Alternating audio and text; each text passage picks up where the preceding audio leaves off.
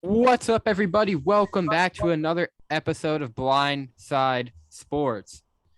Now, this one is, it's a bit different because usually I bring on someone from the media or someone I know. This guy I met over Twitter and he knows his stuff, right? His name's Colbie Norman. He wants to get into podcasting. He's around my age and he'll be joining me doing the co-hosting for this day. You can get him on Twitter at KN_sports, right? Yep. All right. Let me welcome in my guy, Colbie Norman. What's up, bro? How you doing on this Tuesday afternoon as we're recording this? Well, I'm doing good. How about you? Doing good, man. Ready to, chop up some sports and, you know, Colby's you want to start a podcast, right? Yeah.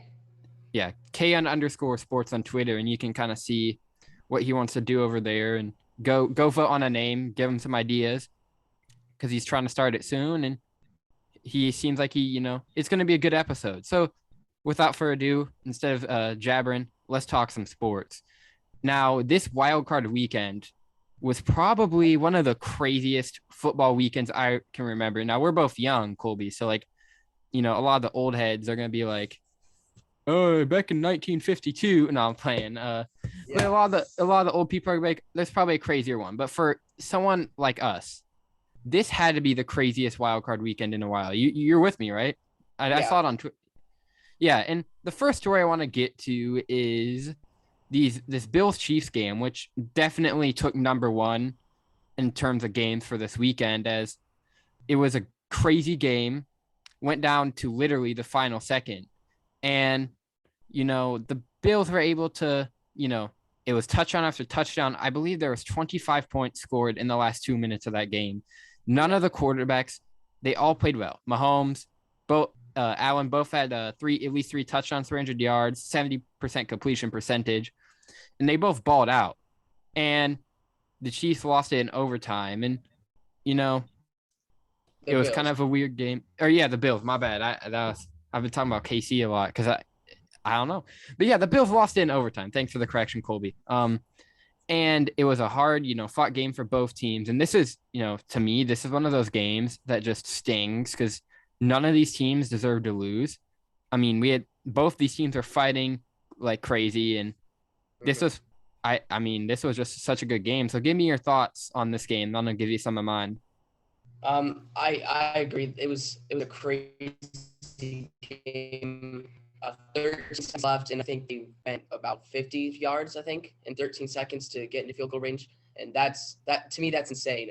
Dak Prescott's run last week That was was stupid. so Dak Prescott's run last play took longer than Mahomes' 50-yard drive to get the Chiefs into the field goal range to tie the game up and to go to overtime. And I think Yeah, that's and it. it was led by the Tyreek Hill return too, Yes. which was pretty awesome. And I've seen a lot of people kind of rip Patrick Mahomes. He's like, he's not that great. Tyreek will set him up. No ordinary quarterback, no, you could do that. And the thing is with this game too is, both these quarterbacks are good, and there's been a discussion in the overtime rule category. So the thing that I wonder, and a lot of people wonder, is, look, should these overtime rules be changed a little bit? Because when you think about it, it's kind of not fair. Like you looking at like these guys who it's basically based on a coin flip, right? And the overtime, I believe it was like 9 out of 10 playoff games to whoever wins the coin flip scores a touchdown and wins it. So the question for you, I'm gonna pose this one to you first. Should the NFL look to change their overtime rule? 100%. It's not fair that Josh Allen doesn't even get to touch the ball after throwing 4 touchdowns. Gabriel Davis had 4 touchdowns, and it's That not was fair. so epic. Love to see it. It's not fair for him to not get a chance to try to go and tie the game up again and just keep battling it out. But I don't think that the game should come to a coin flip, and the coin flip should not matter that much at all. Yeah, I'm pretty much with you in that one. And the thing is look, if you call the play right, especially Chiefs Bills, you are most likely winning that game. And you when they score the touchdown, it's kind of unfair to give the team another chance and to come back and score. And then, for me, what the perfect new rule would be is, look, so say, obviously there's a coin toss like a normal game. And then, whoever gets the ball, they score. The other team gets a chance. Obviously, if they don't score, the game's over. But if they score, then it's just sudden death from there, right? Yeah. And it's obviously touchdown. So say like Patrick Mahomes scores a touchdown, right? And then Josh Allen comes back and he kicks the field goal. That's not going to work. It has to be a touchdown for it. And, then from there, after, these two touchdowns are scored, we're still even. It's sudden death. Any score, any field goal, safety, touchdown, whatever, gets the win. And I just feel like it's unfair. The Bills shouldn't, it was obviously some bad, like, I feel like Sean McDermott and like the whole Bills coaching staff thought this was over, right? And when I was watching this game, I was on like FaceTime with one of my friends, and he was like, I'm like, oh yeah, this game's over. And then he stopped me. It's like, this is Patrick freaking Mahomes. You never know what's gonna happen. And that's just the truth of it. And it's, I do really believe that Sean McDermott thought this game was over. And anyone who rips Josh Allen or Patrick Mahomes, even I'm a big Chiefs hater. I know you are too, as a Broncos fan. You can't fault any of those quarterbacks for what they did. That Buffalo loss was strictly on the coach and maybe some of the defense. And the defense was like the number one defense heading into things here. And it's just like, wow, man, it just doesn't, Josh Allen is the furthest thing from fault at that loss. What are your, like, what you say, man? I 100% agree. The whole Bills team played their heart out, except for maybe Stephon Diggs. But He wasn't targeted at all. Gabriel Davis was like two Stephon Diggs. I think he has the NFL postseason record now. Yep, he does. But I agree. They played so hard. And I know a lot of people say, well, no, overtime shouldn't rule because defense matters too. Just have your defense stop them. And that's where I say, no, still, because your defense can make one mistake and then it's over because all they need is one touchdown and the game's done. So yeah, I think both offenses should have a chance. I think it should somewhat be similar to college football overtime rules. I like them, but except maybe starting at the 50-yard line instead of the 25, since these are pros and it's a lot easier for them. Mm-hmm. I hear you on that one, and it's just, the NFL overtime rules. Sorry, I'm pulling up my notes here. If, I don't know if it's affecting anything, but the NFL overtime rules, it's just, you said it perfectly. It's completely unfair, and there needs, it's going to be, I don't know if it's going to get looked at because I feel like this has happened before. And, obviously that's a crazy story. Good game, man. That Chiefs Bills was awesome. And none of these games are bad this weekend. And let's move on to the Bengals versus Tennessee Titans. And I'm going to let you start out with this one. Give me your takeaways. Give me your thoughts. Anything you got to say. Let's go. Give it to me. I think that the Bengals didn't really play as good as they were supposed to. Like they did good, but Joe Burrow got sacked 9 times, and that's pretty insane to me. But it also carries over to the Titans. I don't think they really played their heart out either. They were just kind of both pretty sloppy. And Tannehill threw 3 interceptions. I think Burrow threw 1. I don't think Burrow had any picks. He might have had 1. And yeah, he threw 1. Yeah, I was just gonna look that up actually. Yeah. But yeah, you're right. And the thing is, you still got any more things, or can I go now? Yeah. The thing is, look, Joe Burrow did get sacked 9 times, right? That defense held him. They got him to be a beast on that. Like what was that guy? Simmons was absolutely wrecking he was absolutely destroying my guy Joe Burrow. And I'm a big Joe Burrow fan. I am a Seahawks fan, but I really like Joe Burrow. I really like the Bengals, and just Joe Burrow was getting destroyed on that line. He had like 300 yards passing, which is, I think, very underlooked for like, how bad the Titans are wrecking Joe Burrow. I actually think he played very well, and you can't really fault the dude for, that was his first road playoff game. right? A lot of rookie, he's not really a rookie, but this is his second year. He barely even played his first year. So I'm very proud of Joe Burrow for what he's been able to do in the postseason. And I tweeted this out last week with the 49ers, or not the 49ers, the Bengals Raiders game. Joe Burrow did not look like he had any postseason nerves where, like, obviously we had, Kyler Murray, who, his postseason game, that was a dud, nothing there. And I think the main point with this game, and we're going to, chop this up, is Ryan Tannehill is the reason the Titans lost. You can't go into a playoff game against anyone expecting to win after throwing 3 picks, right? Yeah. And this isn't the first time that, Tannehill has sucked in the playoffs, sucked at a time he can't suck, as our guy Ben Maller would say. And, you just, if you're, Titans fans, you have to be pretty fed up with Ryan Tannehill. And, I do feel maybe this could have been a different outcome if Derrick Henry was, if he had played a game before. And another moral here from this game, Colby, is that, look, maybe the bye isn't the best thing, right? Maybe, because look at this. Both the byes, okay, when you think about it's nice at the time, but both of the byes, the teams who had the byes, and the Green Bay Packers and the Tennessee Titans, they're sitting on their couches eating Cheetos, right? Watching the NFC Championship and the AFC Championship. So I'm going to throw this one out to you, Colby. Should the Titans move on from Ryan Tannehill? Should they explore that quarterback option in the offseason? Blindside Sports, Emmett Douglas with you. Get me on Twitter at EmmettNosi04.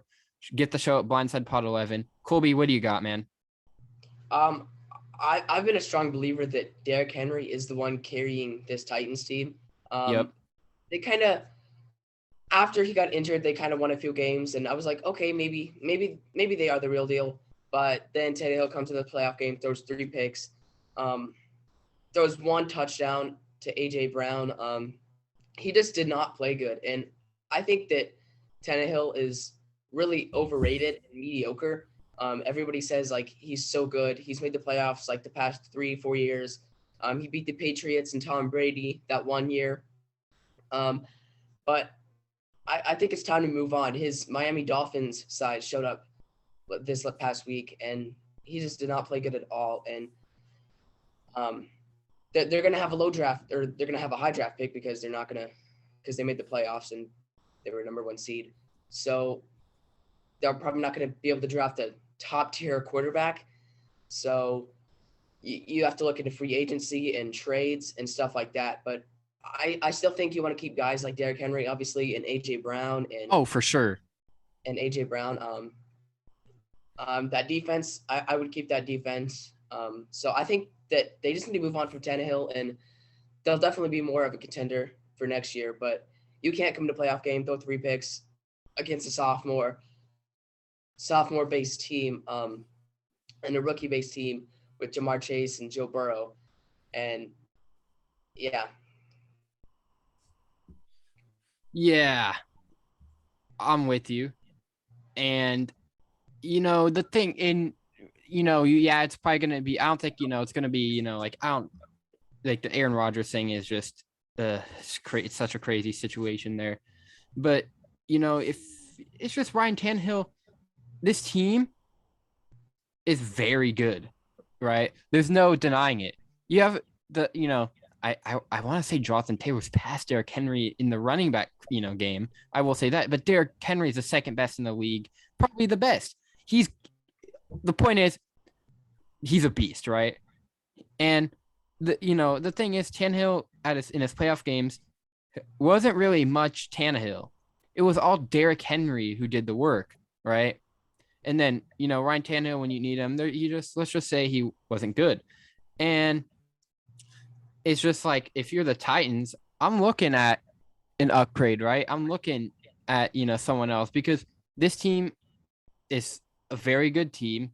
And I do believe if they had someone else besides Ryan Tannehill, maybe a better game manager, that they could, advance further in the playoffs. That is Derrick Henry, A.J. Brown could, that's a good core right there, along with that defense. And they have a good offensive line too.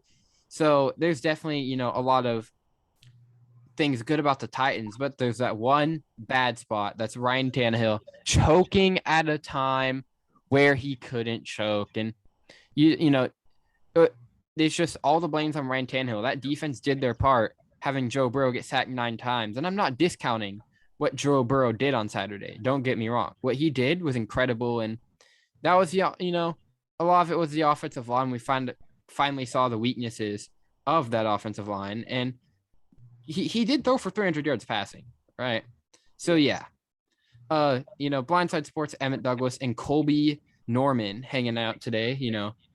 Follow Colbie on Twitter at @KN_sports.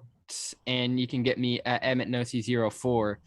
Now, I want to dive into this. This is a crazy story right here, right? So I have this in my notes. Now, I don't know if you're much of a gamer at Colbie, but Activision, Blizzard, the Call of Duty people, they sold COD to Microsoft. And apparently I saw this on Front Office Sports. I had to talk about this. Apparently this deal was worth more than any sports teams in the NFL, right? Or in, the history of sports. Like, this deal was is worth more than a professional sports team. Like, how crazy is that? That when a video game giant sold over to another giant, and it's just crazy. Like, I had to bring it up, man. Yeah, that is insane. You got the Packers, which they've been since 1920, I believe. You got the New York Yankees, you got the Lakers, the Celtics. These are all major sports franchises. And if you ask the Broncos are getting sold too. That's crazy. Yeah. Ask anybody to name one team, and they're going to name something like Yankees, Packers, Bears, some Lakers and Celtics, some old teams like that. But that's insane for them. Steelers too. Steelers are up there. Yeah. I don't know, but they've been very consistent in their ownership. So yeah, it's just wild to me. And also something else, Colbie, that I like to, I started to add these little filler stories in, so just for fun, because they're entertaining. How about, I don't know if you remembered, there's been a lot of memes on Twitter about that Washington football team, FedEx Field, right? Yeah. And, obviously we had the sewage situation week 1 where apparently there was sewage on the Washington football team. It was all over their stadium. And then the most recent one is Jalen Hurts could, when the Eagles clinch, like fans are going crazy on the rail and the railing collapsed. And that could have been, something else. So obviously, fans aren't too fond of that stadium over there. And is it for, the football team stadium, right? They're about to get a new name, obviously, and we'll see that on February 2nd. And the thing is, Washington football team could get a new stadium because lawmakers in Virginia are trying to get a big stadium built. And, they're stuck with that the FedEx Field for a while. But if you're Washington, this is some good news, man. Yeah, I agree. I saw that one meme or whatever. This piece of field got to be the most cursed place in the entire NFL. Never had Adrian Peters' ACL, Joe Burrow's ACL, RG3's ACL, and Alex Smith's leg, and a bunch of and it's not even that. The place is a dump too. And if we're talking about cursed places, I have to say the what's that? The Arizona Cardinals Stadium, Glendale or State Farm, something like that. As a lifelong Seahawks fan, that place is cursed. If, for example, we had Richard Sherman, I think who else was Earl Thomas, a couple other people. The most recent one, Quandre Diggs. Every time we go to that stadium in Glendale, Arizona, it is cursed, my guy. And obviously the football team, like the Glendale Stadium, is a way nicer place than FedEx Field. I mean, places I've never been, but from all the memes and everything on Twitter, the place is a dump. So hope it's kind of like a fresh restart for the football team. You get your new name in a couple of years, you have this whole stadium complex built for you. So love to see it, man. Blindside Sports, Emmett Douglas with you. Now, let's move on to the Packers versus the 49ers game. And I gotta be real with you, Colbie. Packers should not have won, right? Or the 49ers should not have won against the Packers. Like, that was horrible, right? It was all botched special teams by the Packers. Aaron Rodgers wasn't particularly good. He was average, but he wasn't good. And this seems to be a theme, right? You saw me on Twitter probably, or I tweet on Twitter. I was just mocking Aaron Rodgers because I picked the Packers in my picks this weekend for you guys who have listened for a while. I went 1-3. Thank you, Patrick Mahomes, for ruining my dreams. Thank you, Jimmy Garoppolo, for ruining my dreams, and thank you to Ryan Tannehill. I should have never bet on Ryan Tannehill, right? But shout out to my boy Matthew Stafford. Thank you for giving me that one win, right? I would have been mad if I had an offer. But the point is, both these teams played crappy, and it was especially crappy for the Packers. And I think the main reason the Niners weren't very good was because it was like 12 degrees and snowing. And obviously, that's not the weather they're used to. And my thing is Aaron Rodgers, he's had these opportunities to, be in the snow. He lives in Wisconsin, man. He plays in Green Bay. He shouldn't have an issue with it. So I think this loss is a lot of it's on Aaron Rodgers in that special teams, right? Jimmy G, he did not look good throughout that first half. I'm like, this is horrible, right? And he's battling injury and like with that with his finger, and obviously cold and an injured finger. I'm sure that doesn't go well.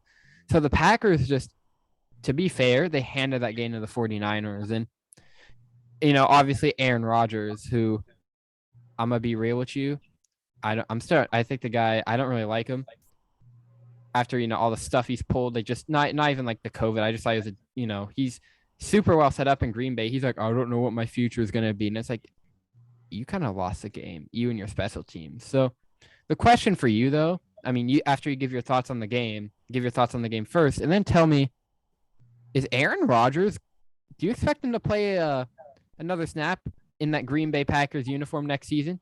Where's he going to be? Give me your thoughts. But first, let me hear what you had to say about the 49ers Packers game. Yeah, I don't think that Aaron Rodgers played that well. 0 touchdowns, 0 interceptions though, which I guess Aaron Rodgers was a better quarterback than Jimmy G, but still he should have had a way better game, I feel like. Yeah, I agree. He had 225 passing yards, and he did play better than Jimmy G. Jimmy G had 131 passing yards, 1 interception. My thing is, the Packers easily had that. They easily had that in their hands. That blocked field goal, that didn't seem to matter too much until the end, where about like 5 minutes left, I think. The Niners blocked the punt and returned it for a touchdown and to tie the game. And then Aaron Rodgers could not get anything going. They turned the ball around, gave it to the Niners, and then they just went out there and did the easiest thing, scored a field goal, which the Packers special teams could not do. And that's where I think that Aaron Rodgers is kind of tired of that organization. He kind of showed it last offseason. And the very first game of the season, he threw 3 picks, I think it was what it was. And I think he's done with this organization. And that brings me to the question, is Aaron Rodgers leaving Green Bay? And I think he is. I think it's time. The Packers fans, they don't want him to leave. Some do, some don't. But you just gotta let things go. And I think he made a quote after this game, and he said he didn't want to be part of a rebuild. And I guess I don't really see that the Packers are rebuilding. No.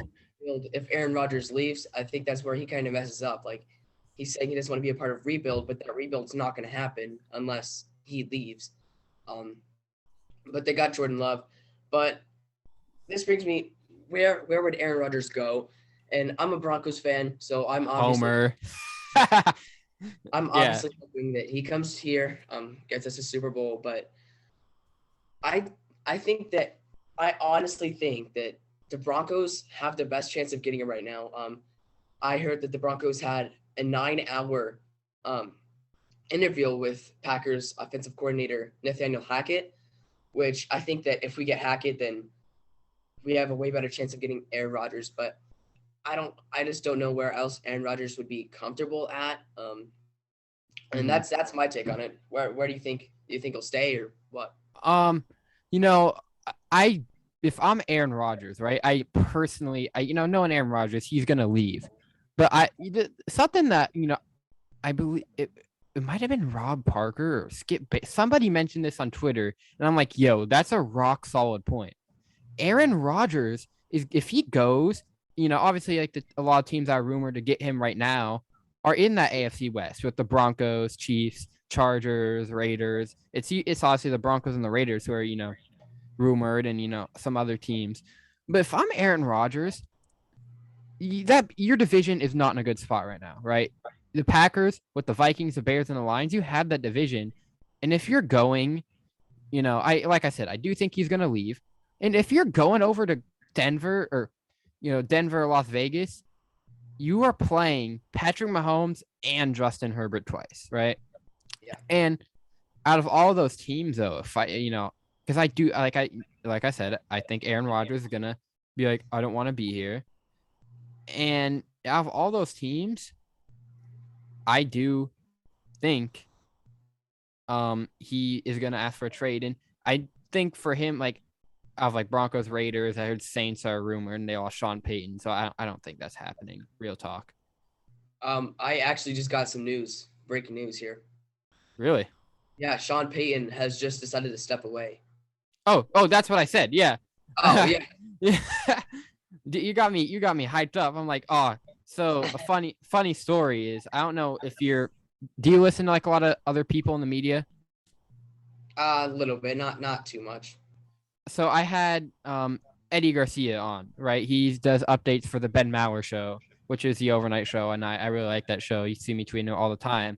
And there, Ben Maller, Eddie Garcia, and I think it was Rob Guerra, the producer at the time, had, they had beef with William Shatner. And Ben Maller has a group called the Maller Militia. The Maller Militia is probably the most loyal group in sports radio fandom, right? And William Shatner was like, he's mad at Ben for something. I think it was like a charity situation. And Eddie, just as a joke, says unreleased or release the hounds, right? So, obviously, the militia strikes, and you don't want to make the militia mad. And William Shatner goes on a block party. He has Ben Maller, Eddie Garcia, Rob Guerra, and like anyone who's I think it was Guerra at the time. I could go back and check, but now Guerra's on with like the Odd Couple. Anyone who worked with Ben blocked. And I'm doing the show with Eddie like 2 weeks ago, and that we get brought up about like, we talk about the militia. So he goes on Twitter, and Eddie Garcia hosts a podcast called the Puck Podcast, and it's a hockey podcast. This will come into play later because Eddie goes on to his Twitter and he searches up, William Shatner, and guess what? He's unblocked, right? So, me thinking, being cool with the militia and everything, I'm like, yo, I just broke some news on my show. So, I tweeted out and everything. And then after the show ends, I get a Twitter thing, a quote tweet from Eddie. And he's like, yeah, sorry, I was on my Puck Podcast account. So, I thought we had 2 streaks in a row. But anyways, back to Aaron Rodgers. Yeah, I think, he's going to leave. I do think the Broncos and the Raiders are, the top 2 teams he's going to play for, especially he's not going to the Saints with, Sean Payton stepping down. I know that was rumored and everything. But, if I'm Aaron Rodgers, I would consider this division sucks. The Broncos or Raiders division is probably one of the most stacked divisions in the NFL. And, another thing I got to point out too is, Aaron Rodgers in the postseason is like the worst thing to ever exist. Right? It's horrible. So yeah, Aaron Rodgers definitely, him in the postseason don't get along very well. And yeah, that's my thoughts on everything with Aaron Rodgers. Blindside Sports, Emmett Douglas and Colbie Norman with you. I hope y'all having a good day. Chopping up some sports here, and you're I this wasn't on the show notes, but I'm gonna let you, as a Laker apologist, what do you think? Like, how do you feel about your Los Angeles Lakers right now, man? It's strugglesome out there. Yeah, I don't know what to feel like. I was coming into the season confident that we were going to do this. Um, I I didn't really like the Westbrook trade. First of all, I don't like him. I don't like him as a player. I don't really like his personality. So I wasn't too excited to get him, and I was right. He's obviously not doing his best. Mm-hmm. Just missing a bunch of shots. I think he's gone for I think he has right now the lowest field goal percentage in NBA history this season. I think is what it was. I think I Really? saw. Yeah, I saw that like 2 weeks ago. I think it was like 38%. I'm gonna say something around that. I'd have to go back and check, but yeah, I saw something like that, and that just really shocked me. Like, you know, you have Westbrook and LeBron on the same team, right? They're both they both kind of ball hogs, right? LeBron wants the ball, Westbrook wants the ball. Westbrook's a stat pattern. He wants to get all the rebounds, the points, the assists, and everything like that. But yeah, I just don't feel confident with the Lakers anymore. I think we will change it around, but Anthony Davis is finally coming back Yep, tonight. tonight against the Nets. I'm gonna be watching that game after the show after I get that thing up for sure. And I have a little bit more skepticism because look, when the Lakers made that Westbrook trade, I knew it was gonna be something with like chemistry and injuries, and for it to go right, like what I said, is one of these guys is gonna have to be hurt or like load manage, and even that's not going right. So like I'm very skeptical of the Lakers, and I think they've done like a lot of damage. And I don't. Okay, the people who say Westbrook is getting traded, I don't believe that's not happening. I don't see unless LeBron wants it, and see, this is kind of unfortunate too. Is LeBron James? Obviously we all know LeBron James has some say in the front office. Probably not some say, a lot of say. And LBJ, man, he goes on and he's just like, whatever he wants, he gets. So like, I really think, it's kind of on like them and, maybe the Lakers, their team is filled with veterans, right? I think their youngest guy is like THT or Kendrick Nunn, who's like Kendrick Nunn's not even playing, which is just wild. And all the other team is guys who are, way past their prime, which, okay, hear me out here. Obviously, that's good, right? But I'm tweeting this out right now. Lakers need some more younger people because, like I said, the veterans are good, but you just can't win with all these old heads who are past their prime. So I do think I think there's a slight chance the Lakers are fixable. Like I feel like both the conferences are like wide open. Like we had the Bulls as like it's the best team in the East. Like no one expected that, right? So, you just gotta, if you're the Lakers, maybe like keep a couple of the veterans, but if you can, maybe trade them for like a younger player or someone who's more in their prime, who's can contribute more. It's just, and I think you kind of obviously you should listen to LeBron because like that. If you don't, that's gonna cause it's gonna be hell if you don't do that. But it's just not very like you just gotta make some moves, man, and that's what that one bears down to. So yeah, I know I'm not really much of a baseball guy, but Baseball Hall of Fame is going on right now, so I'll have to do some research, and next episode I'm gonna chop that up. And I'm gonna talk about we've talked about 3 of these 4 games here, Colby, and is there anything you want to talk about before I dive into the last game? Well, actually, since this also was in the show notes, but since we're kind of on the track of basketball, give me a short summary of where you stand on the whole Grayson Allen situation. If you know what's been going on, and if his dirty play or if it was a dirty play on Caruso or a clean hard foul, what do you Ooh, think? that's a good question. And obviously, me being blind, I can't see the play, but this isn't the first time. I think Grayson Allen, this is his reputation at this point. Like he's been doing this since high school and college. So like, but at the same, when you make Caruso, the guy's out for 8 weeks because of you, and I just feel like that's a little bit of not looking good on your side, Grayson Allen. And okay, if this is his first time, yeah, okay, whatever. Like, but this is like some stuff that is happening a lot.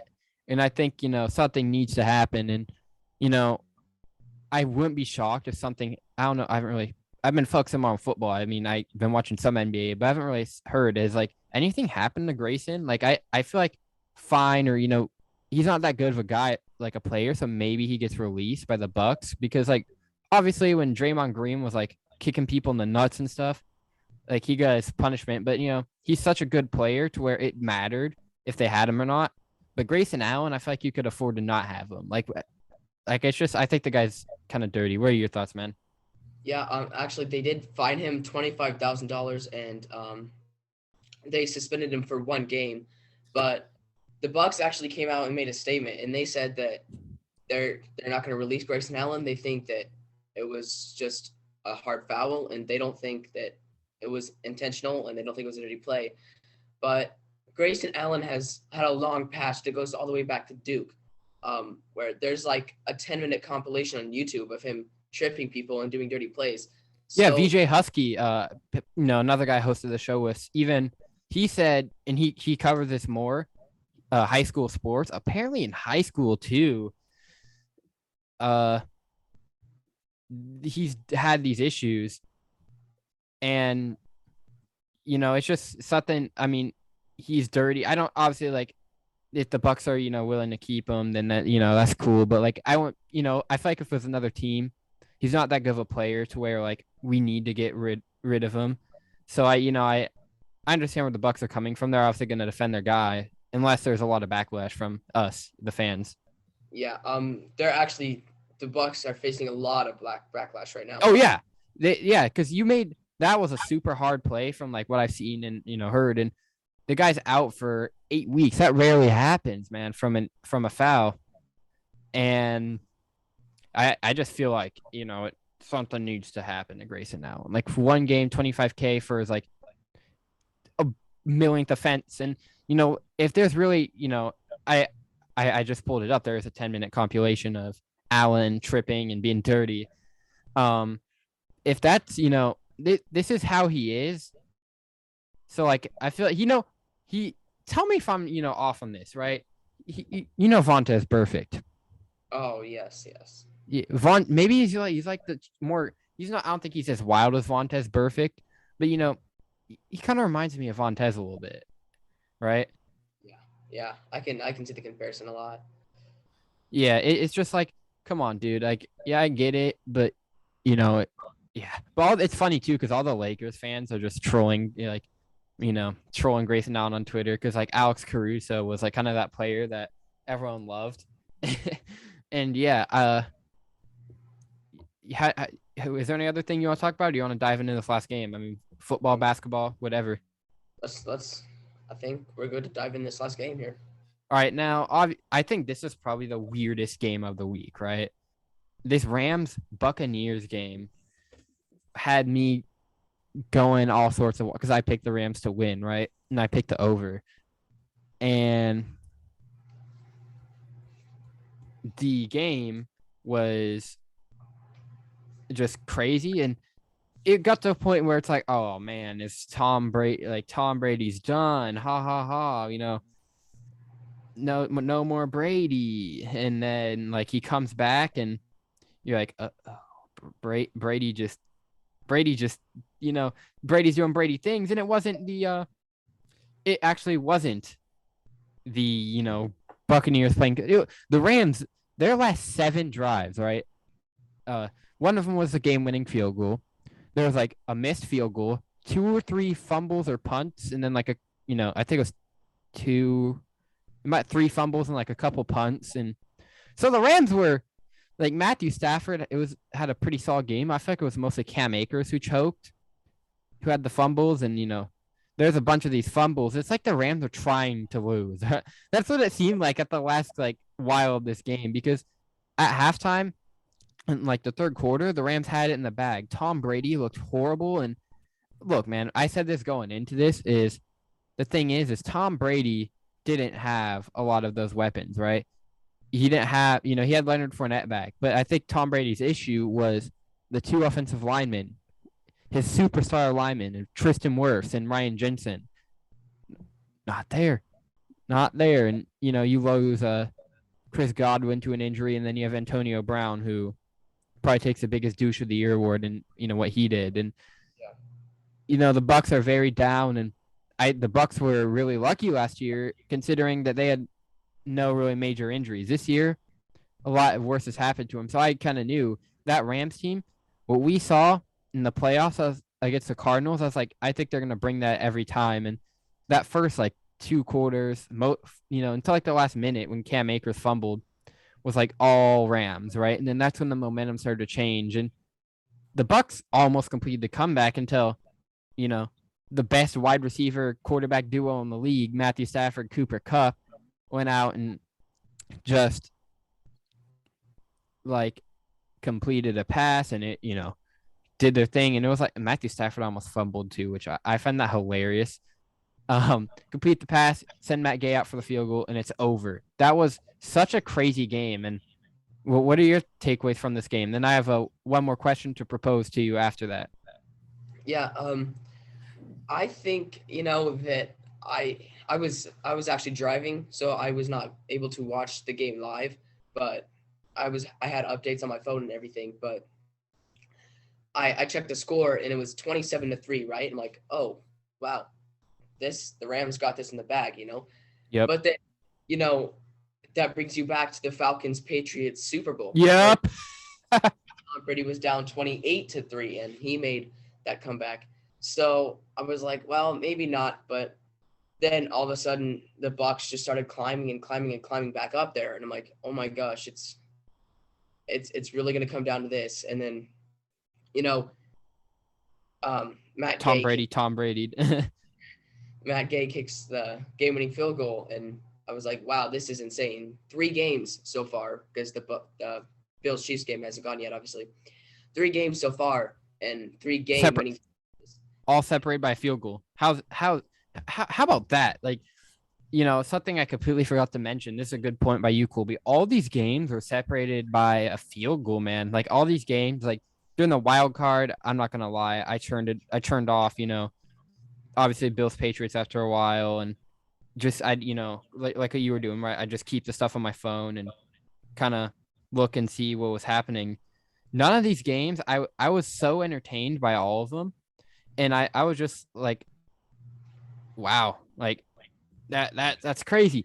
And yeah, it was all separated by a field goal, and then it did give me Patriots Falcons in the 2017 Super Bowl vibe. Like that was like the Rams almost choked that, and like the Rams, they're going to be playing with a lot of momentum, I feel like, because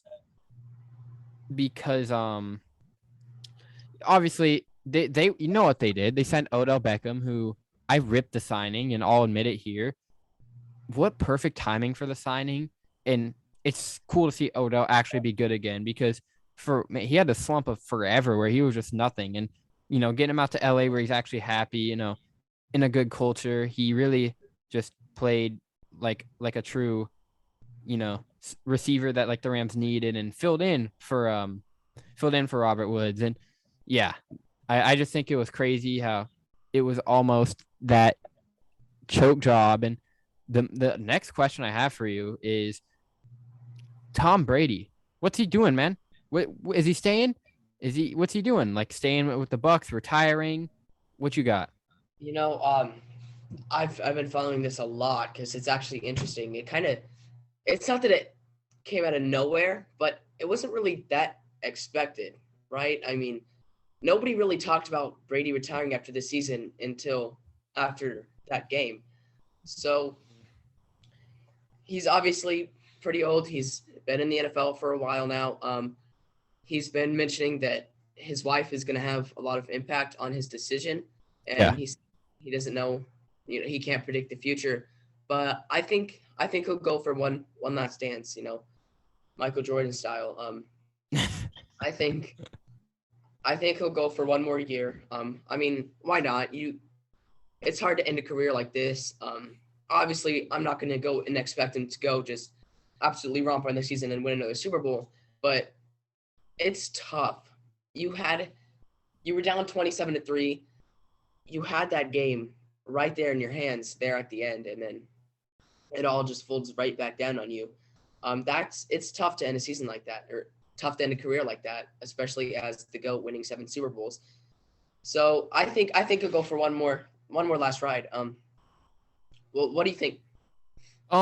This is a really hard decision because, you know, Tom Brady is you know, a family man, and he has a wife, kids, and I do, I see the point that we're all saying, how why would Tom Brady, like, the way he lost is horrible, right? And I personally don't see him on a bad note, but if you're, if he's 44, and you know he's so close to 45 to where I wouldn't be surprised that Brady comes back. But you know this is a hard decision, and if I'm gonna take a bet, right, I'm kind of with you. I do think the guy's he's gonna come back and have his one last hurrah, like, because he's always said, I want to play till 45, right? And he's so close, right? I really don't think I think at this point, I don't know, he's won enough Super Bowls where I don't think it matters to him. I think what would more matter is it would be kind of like a Big Ben thing, where it's like, I'm coming back for one more year, and after this, I'm out of here. See ya, deuces. And that's, I think, is most likely going to happen. But at the same time, I wouldn't be shocked if his wife was like, yeah, you're not coming back. And he listened. I mean, he made enough money, and his wife's rich. I mean, it's not a money factor. He's been in the league for a while. He's accomplished everything. He's obviously the GOAT, best player to ever touch the football, I think, best quarterback at least. So I think he has enough proven to where he could retire. But it's like, at the same time, dude, I want to play till I'm 45 or 50. I'm 44 right now. I'm going to be 45 in August. So why not, go for one more hurrah? And, even look, if I do get eliminated in the playoffs and I don't make the Super Bowl, cool. But the weirdest part is, yeah, Tom Brady slowed down a little bit and is, was like regressing, but he's still a dang good player, man. So yeah, those are my thoughts. Yeah. Yeah, you got anything else, man? Or are we, are we? I kind of want to backtrack to, how your thoughts on OBJ, and how it was the perfect time for him to sign to the Rams. But I'm going to be honest, I was not an OBJ believer. He was Same. He was a one-play wonder, right? That one-handed catch. That was probably rigged. Yeah, I think it was overrated. I think he was overrated a lot, and just that one catch had him going. But then, and it kind of proved when he went to the Browns, right? And he didn't do good at all. And he was injured a lot of that time too. I mean, let's be fair. But even when he was there, like the first half of that season, and I said this on the show multiple times, the Baker Mayfield hate needs to stop. All right. Whoa, you're with, not a lot of people are with me. This guy, look, I'm gonna lay it out, right? Obviously, Odell didn't do crap for the Browns, but the thing is, what Baker Mayfield is, my comparison, he's like a system quarterback, right? Because obviously, Baker, when they had Nick Chubb, Kareem Hunt, that duo fully healthy, they were elite, and they've improved their roster this year. And they're battling injuries. Nick Chubb and Kareem Hunt both missed a lot of time this year, and Baker was dealing with the injury on his own. I don't think Baker's good. I don't think he's a superstar. He's a system quarterback, and the Browns shouldn't move on from him. They should give it this one more hurrah with Nick Chubb and Kareem Hunt healthy. Like, that's what I think. And backtracking over to Odell Beckham is, I wasn't a big believer at all. I think the guy's I think he's overhyped. And he's been good for the Rams, but he also has Matthew Stafford setting him up, right? And I just think, he's just happy doing it. And I don't think like he's a superstar receiver. I think he's a star. I think he's a good player. But like Odell Beckham, he's kind of like Josh Norman, where he had that one wonder season, like that one catch in like week 8 or 9 against the Dallas Cowboys on a Sunday night primetime game, which exploded the internet. Kids are on to be like Odell Beckham. Then like the next like 4 or 5 years, he did nothing. Like, he barely had any catches playing for the Cleveland Browns alongside Baker Mayfield. And I think this whole thing was set up to like get him out of there. Like, his dad, calling out Baker Mayfield. I think that's what Odell actually wanted. Like, had his dad do it so he could get out and go to the Rams, where that team was ready for him, and he thought obviously the Rams are way better than the Browns at this point. Just they haven't had as much injuries, and the Rams they have a chance to make it to the Super Bowl. But yeah, I just feel like I'm not the biggest Odell believer, but I don't like. It's not that I dislike the guy. I just not the biggest believer of him, and I'm glad to see him having some success in LA.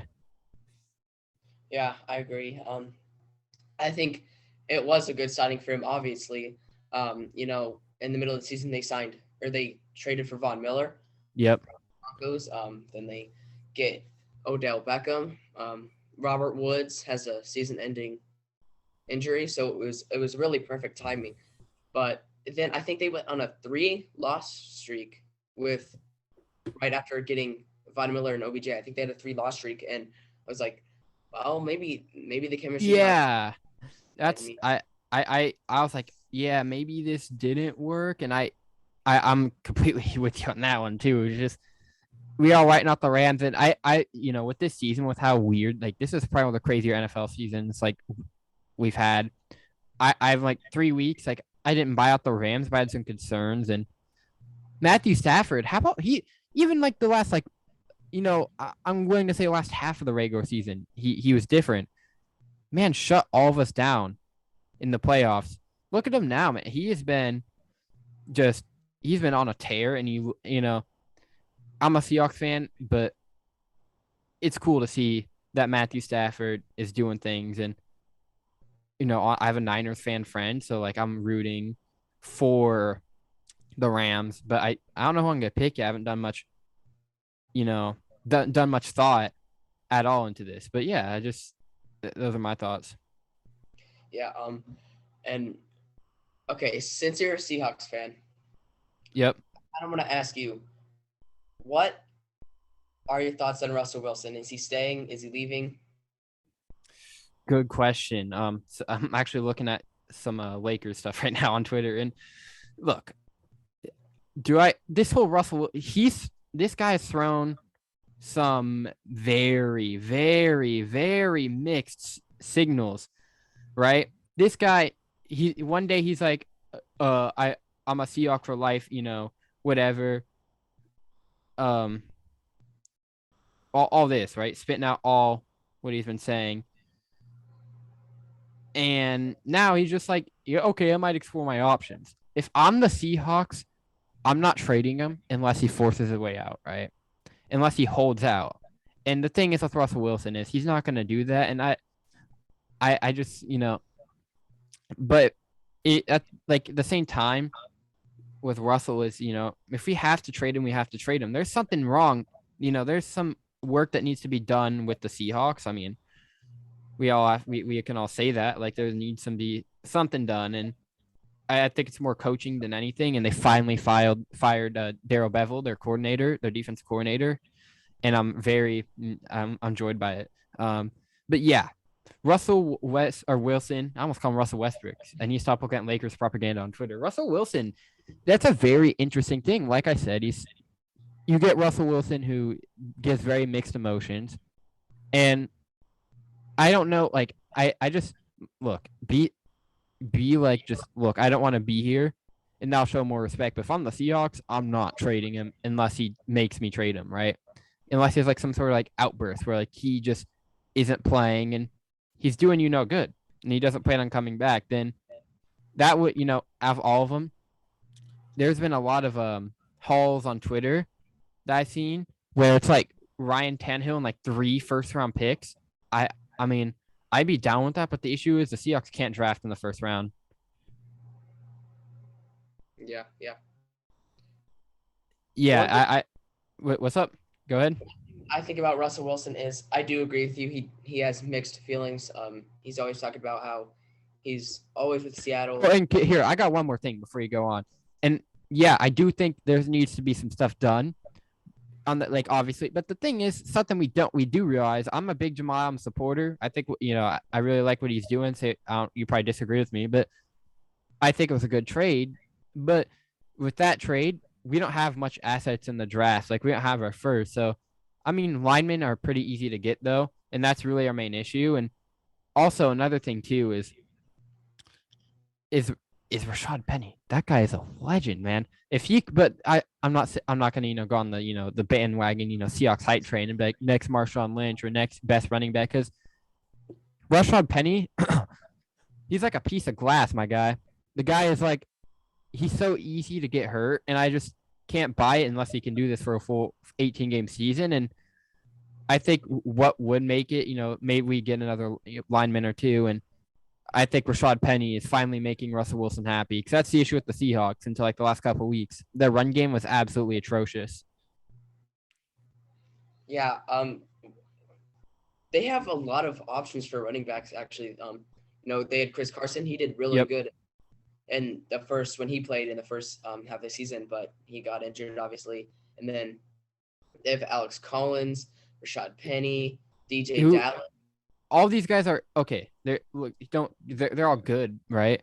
But out of all of them, my Collins, I think he's just Alex Collins. But the issue I have with especially Chris Carson and Rashad Penny is they can't stay healthy, especially But from what I've seen, I think I'd rather have a Rashad Penny at this point. Maybe you pick up like a more reliable health wise guy just in case, because you can't trust Rashad Penny's health, right? Yeah, 100%.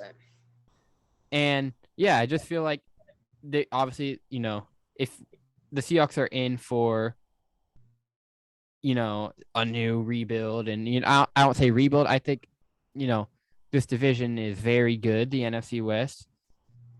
So I just feel like, a lot of stuff needs to be done on the like Seahawks offensive line and the Seahawks defense, right? So, yeah, I think it's a pretty solid chance that Russell Wilson stays in Seattle next season, but wouldn't be shocked if he's going to ask for a trade, but he's not going to get a trade unless he just goes crazy and just is like, I'm not playing. But Russell Wilson, he'd never do that, because that would put like he didn't have the best of years this year, and there's a lot of stuff happening. So like his value is a little bit down, but yeah. Yeah, backtracking, like I agree with you. He does have mixed feelings. He's talked a lot about the New York Giants. Dude, please don't go to the Giants. That franchise is such a diaper fire. I think his top three teams, they came out as the Giants, the Broncos, and the Saints. I don't know if you know Zach Stevens and Mike Kliss. They're pretty big Broncos reporters, but I've seen their work on Twitter. Yeah, I follow them a lot on them. And they said that the Broncos' plan A was Aaron Rodgers, plan B Russell Wilson, but I don't see the Broncos getting Russell Wilson. And Sean Payton stepping down, I don't see the Saints getting Russell Wilson. So right now, I think it's between him staying or going to the New York Giants, which I think will be a huge mistake if he goes to the Giants. Obviously, thank you. Well, okay. Well, let's be real here. If you were to go to the New York Giants, that's just for his wife's music career, maybe, right? Yeah. Am I not because that's a diaper fire franchise. They're in more of a rebuild than my Seahawks are. So, I mean, I think they have a little potential, right? Saquon Barkley, obviously, if he stays potential, but there's a lot more that needs to be done, I think, for the Giants. Yeah, Saquon Barkley, if he stays healthy, he'll be good. Obviously, they got guys like Kadarius Toney, right? That guy.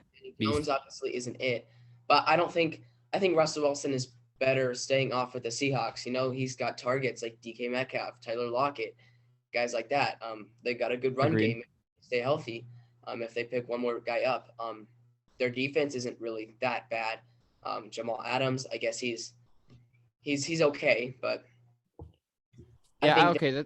My issue with Jamal, or my thing with Jamal, is last season he was like what made that Seahawks defense, that pretty solid Seahawks defense, him and Dunlap, for like the last half of that season. So I feel like he's battling injury a lot this year. So I'm not ready to write him off yet. Maybe next year I'd write him off, but I have his jersey in my drawer. So yeah. Yeah, so I think Russell Wilson is better off staying with the Seahawks, and that's my take. But yeah.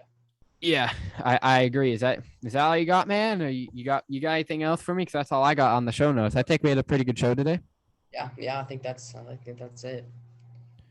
All right, that is good. That is gonna wrap it up for this episode. Thanks to Colbie Norman, who isn't related to Josh Norman, for hosting with me. Thanks to you guys for listening. Get us on social media. I'll have those in the description. And stay tuned for Colbie's podcast. I will tweet it out, and I'll probably mention it in the next episode when he starts it. Should be a good listen. So yeah, hope you all enjoy this episode. Definitely a fun episode. Definitely nice to have a co-host for today. And peace out.